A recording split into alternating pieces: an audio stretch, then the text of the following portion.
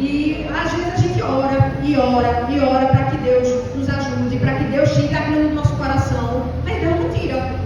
E aí a gente se pergunta, por que eu não estou curado dessa mágoa, dessa pessoa? E aí o pastor Brian concluiu, porque às vezes a gente precisa de uma ajuda profissional para isso. A gente precisa, e da mesma forma que vamos a médicos para curar nossa saúde física, a gente precisa de profissionais para nos entendermos mentalmente, para que ajudemos a realmente esquecer do nosso passado e focar no futuro.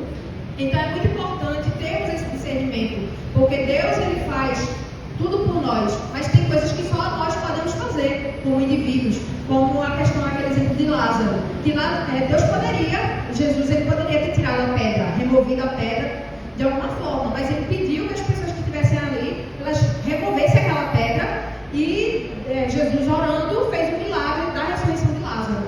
Então é essa questão da combinação entre o esforço humano e o poder de Deus para que realmente possamos ser curados dos nossos traumas do passado e possamos olhar para o futuro. E aí, para finalizar, eu gostaria de fazer uma breve comparação. Vou pedir para que vocês vão para Lucas, capítulo 17, versículo 32. É um versículo muito curto, mas que, para mim, ele trouxe alguns pontos que eles casam muito bem com essa ideia, realmente, de deixarmos o passado para trás. É uma história muito conhecida que Jesus fala. Eu poderia ter ido para Gênesis ao invés de Lucas, mas eu achei Lucas sucinto e que ele diz muita coisa. Jesus ele fala da vida do reino de Deus, só para dar um contexto, e ele fala sobre o exemplo de Noé e depois ele fala sobre o exemplo de Ló, da destruição de Sodoma e Gomorra. E aí Jesus ele fala no versículo 32 de Lucas, capítulo 17. Lembrem-se da mulher de Ló. É bem curtinho esse versículo, né? Mas ele me fez lembrar também do versículo que eu já mencionei aqui, do lembra-te do dia de sábado para santificar. E aí me fez ter algumas comparações entre os dois textos. Que a mulher de Ló, a gente sabe da história, e a mulher de Ló, e todo aquele contexto ali, a família de Ló, no geral, ela estava acomodada com a vida em Sodoma. Sodoma era uma cidade de muitos pecados, era uma cidade de pessoas ímpias, tanto que Abraão, ele falou com Deus e dizia, Senhor, não destrua a cidade se tiver 50 justos. Aí eu não destruirei se tiver 50 justos, disse Deus.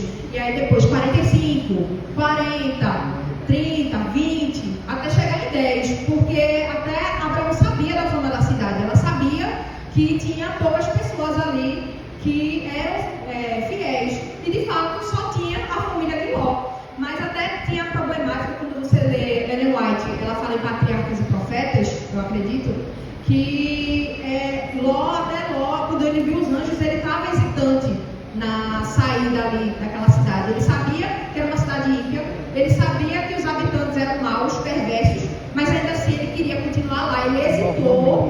Ele hesitou em continuar ali, em sair dali com os anjos, tanto que os anjos tiveram que puxar ele pela mão. E aquilo foi uma mancha também para a família toda, que os anjos eles disseram, né? Só tem uma regra, vamos sair correndo, vou puxar vocês, mas tem uma regra, não olhe para trás. Vamos sair correndo, vai haver a destruição, mas não olhe para trás. E a mulher de Ló, ela fez justamente o contrário. Ela, a um determinado ponto, ela desobedeceu a ordem do Senhor e olhou para trás.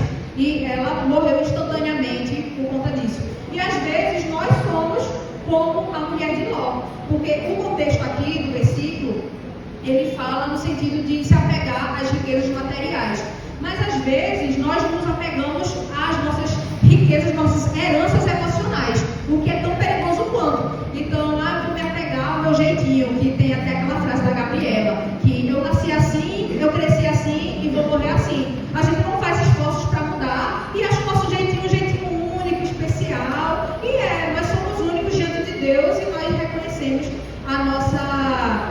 nossos atributos únicos, né? Mas, ao mesmo tempo, às vezes a gente se apega tanto, inclusive aos nossos defeitos de caráter, que a gente não quer mudar. E a gente se apegando tanto a isso, podemos ser destruídos.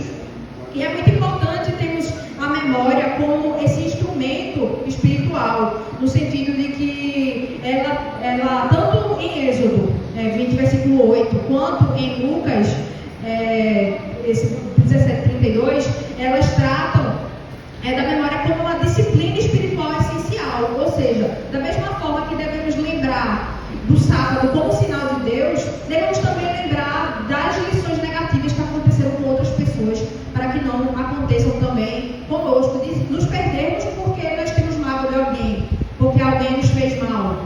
É muito complicado isso.